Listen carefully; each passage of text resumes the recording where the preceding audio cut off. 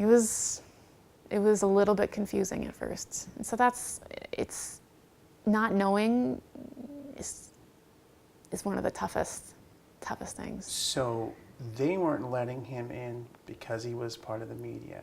Mm-hmm. That was really your only outlet for information. It was through him. He was the only adult around, right? Where was your dad at this point? He was in Iowa. Back in Iowa. Mm-hmm. When did he find out? I'm not sure exactly when everything happened. Thank God, I don't even know who did all the calls. I couldn't have started calling people. I wouldn't even know where to begin or how to do that. Somebody called him though, I mean, pretty close to immediately, because I spoke to him then that afternoon, and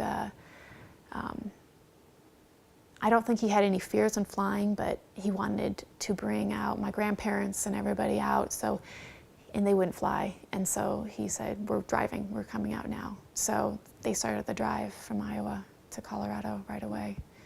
And we just started getting a lot of people just, started coming out to kind of figure out what to do. Because, my mom was the head of the house, she handled everything. There was, without her there, there's going to be a lot of people come in to take care of everything. And so what happened then? So all these people show up. You've got mm-hmm. grandparents, dad, the mom's boyfriend, mm-hmm. everybody's there. How are you feeling at this point? I'm overwhelmed. I was just overwhelmed. And, but I could already tell what was going to happen. I could tell. I could tell my father was coming out to get us, to take us back. So it happened all on Sunday, and by Monday, my father's coming. We've got family there, and they're like, you can do whatever you want. They didn't really care what I did, and I said I'm going to school. So I went to school that day, and knowing it was probably my last day of school, So I went to school and kind of to say goodbye, but not goodbye. So Did I the headed kids out. know? Everybody knew. So it was really hard because everybody knew.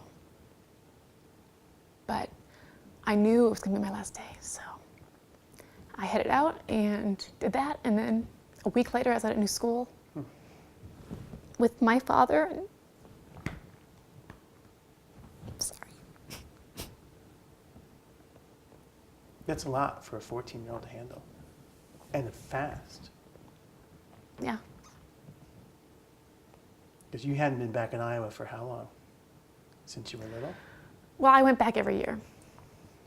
Part of visitation, I went to see my father. So my father wasn't a stranger, obviously, but it was one life to another.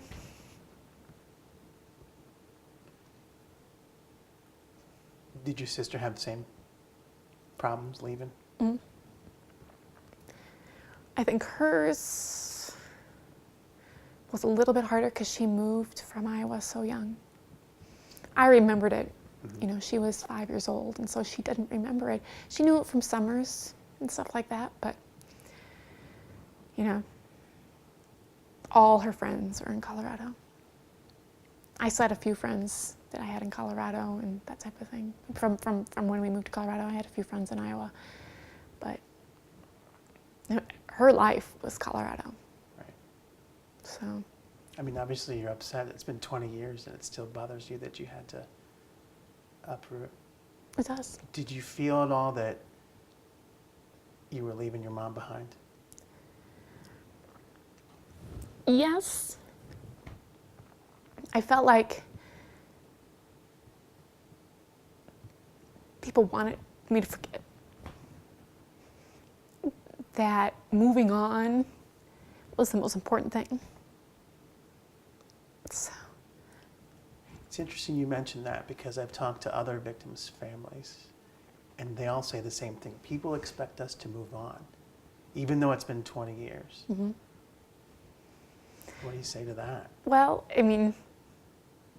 it's a slow stepping process. Most of the time, it's not hard to every day, do the normal things.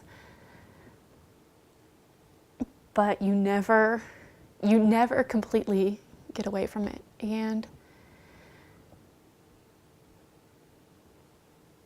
a lot of people feel like bringing it up and talking about it makes it harder, and it's harder. But when you don't talk about it for a long period of time, it makes it not real, and it makes it like it wasn't ever, never really happened. So,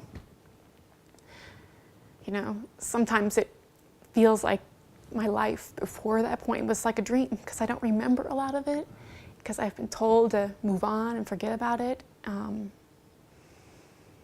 So thinking about it and bringing it up is emotional, but I don't want to forget about it. So, you know, in my family, I'm the one that always brings it up. I'm the one that always is like, when are we going back to Colorado Springs? When are we doing this? You know. Does that make everybody angry? I don't think so, but it makes me a little angry when it's not important to them. And I think it's a lot of fear. They don't want to get emotional, that type of thing. But I think there'll be a time when they will maybe regret that they didn't constantly get reminded and constantly do that.